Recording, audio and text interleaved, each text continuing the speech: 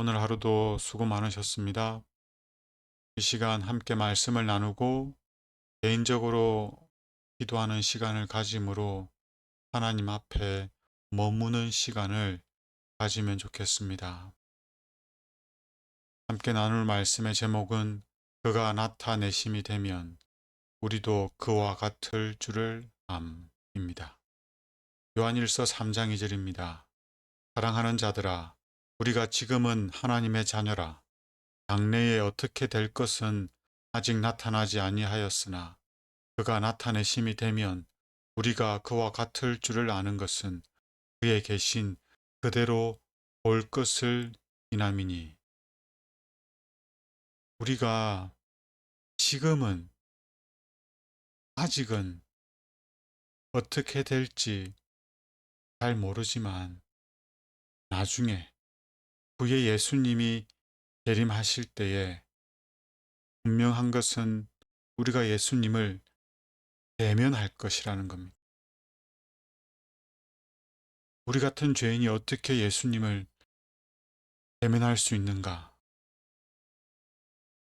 그것은 우리가 예수님과 같은 품성을 소유할 것이기 때문입니다. 우리는 예수께서 하늘 구름을 타고 권능과 큰 영광으로 나타나실 때에 어떤 기적적인 일에 의해서 품성의 변화가 올 줄로 기대하고 안심해서는 안 된다. 우리는 심판을 받게 되며 장래의 불사의 생명을 위하여 품성을 형성하도록 이곳 이 세상에서 은혜의 기간이 주어져 있다. 예수님이 오실 때 우리는 후련히 변화함을 입을 것입니다. 죽을 몸이 죽지 아니할 몸으로 변하게 될 것입니다. 그러나 우리의 품성은 단 하나도 변하지 않을 것입니다. 우리의 품성은 예수님이 재림하시는 그 순간에 변하는 것이 아니라 어제, 오늘, 내일을 살아가는 시간 속에서 변하게 될 것입니다. 왜 예수님이 오실 때에 우리의 품성의 변화가 없을 것을 강조하고 있냐면, 품성의 변화가 이루어지지 않으면 예수님의 재림은 심판의 시간이 될 것이고 두려운 시간이 될 것이기 때문입니다. 우리가 예수님의 재림의 시간에 기쁨으로 예수님을 맞이하려면 예수님과 같은 품성을 오늘 우리에게 주어진 은혜의 시간 속에서 변화함을 경험해야 됩니다. 아무도 이기심과 자존심과 자아 방종이 그리스도의 정신과 일치된다고 생각해서는 안 된다.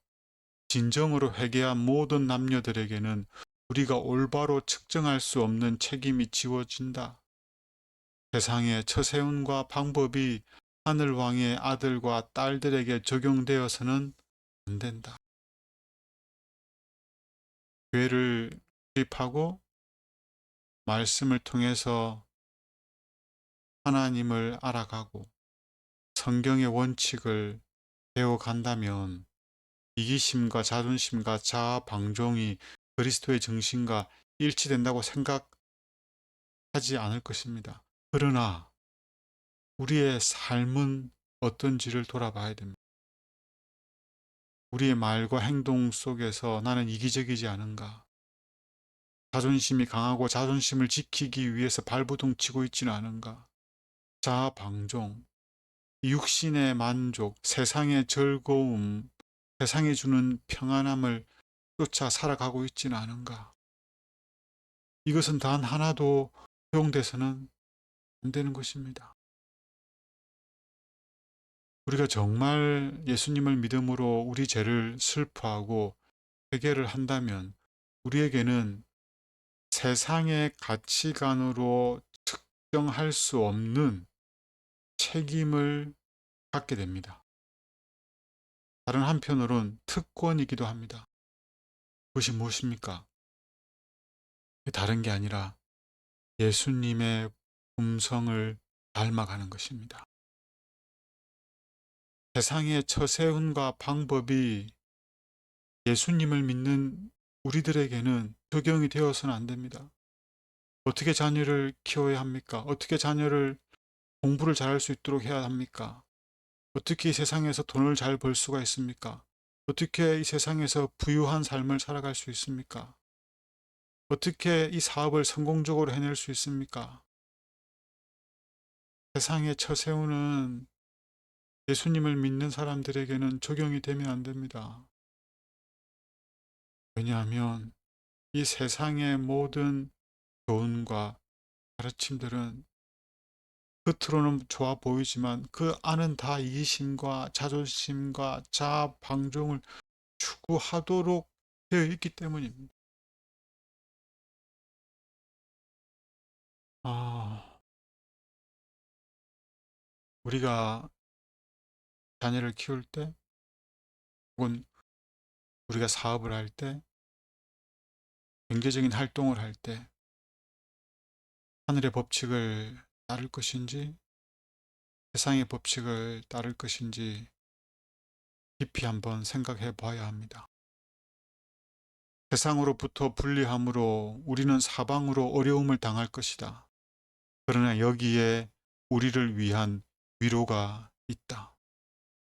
사랑하는 자들아, 우리가 지금은 하나님의 자녀라. 장래에 어떻게 될 것은 아직 나타나지 아니하였으나 그가 나타내심이 되면 우리가 그와 같을 줄을 아는 것은 그에 계신 그대로 볼 것을 인함이니. 이 땅에서 살아가면서 마치 이 땅에서 살아가지 않는 것처럼 사는 건 정말 우리에게 많은 희생과 극기를 요구합니다. 이 땅에서 하나님의 모든 말씀에 순종하며 세상 사람들과 구별된 삶을 사는 건 외로운, 어쩌면 고통스러운 경험일 수 있습니다.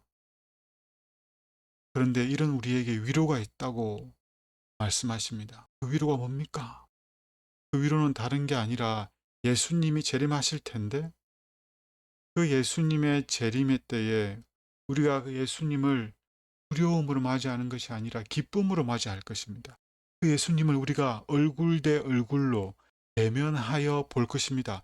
어떻게 우리 같은 죄인이 그 영광, 하나님의 영광이신 예수님을 대면할 수가 있습니까? 왜냐하면 예수님의 재림을 기쁨으로 맞이하는 사람들은 예수님과 같은 품성을 소유할 것이기 때문입니다.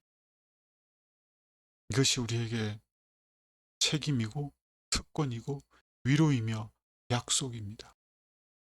우리는 말과 행동으로 우리에게 놓여진 그 큰 의무를 인정한다는 사실을 보여주어야 한다. 그 큰 의무가 무엇입니까? 하나님의 모든 말씀에 순종하는 것. 우리가 세상의 빛과 소금으로 살아가는 것. 우리가 그리스도의 향기요 편지라는 것을 보여주는 것입니다.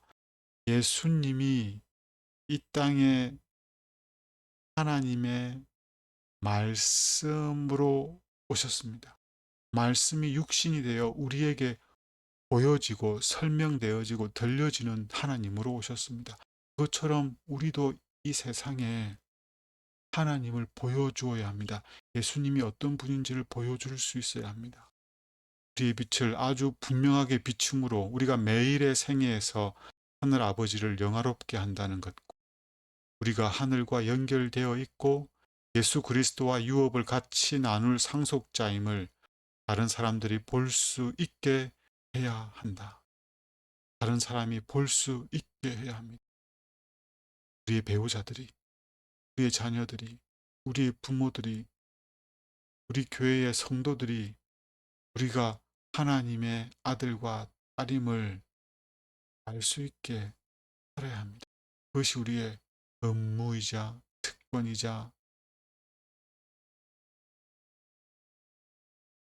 소망이자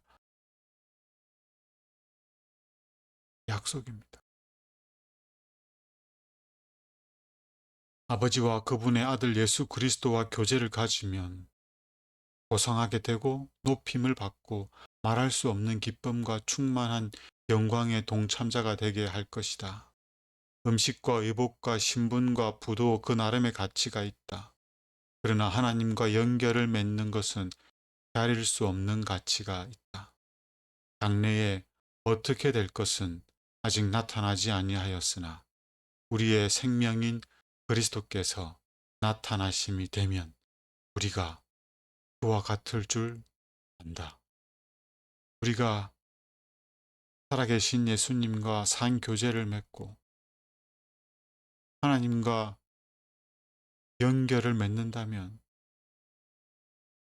정말 하나님을 믿고 살아계신 하나님을 인격적으로 우리가 대한다면 우리는 이 땅에서 경험할 수 없는 정말 그 말할 수 없는 놀라운 경험들을 하게 될 것입니다. 우리의 음성이 변화되고 말투가 변화되고 우리의 생각과 계획이 변화가 되고 동기와 목적이 변화가 되고 가치관이 변하게 되고 우리가 예수님을 닮게 되는 것입니다. 그리하여 우리가 하나님의 아들과 딸이라는 것을 증명할 수가 있는 것입니다.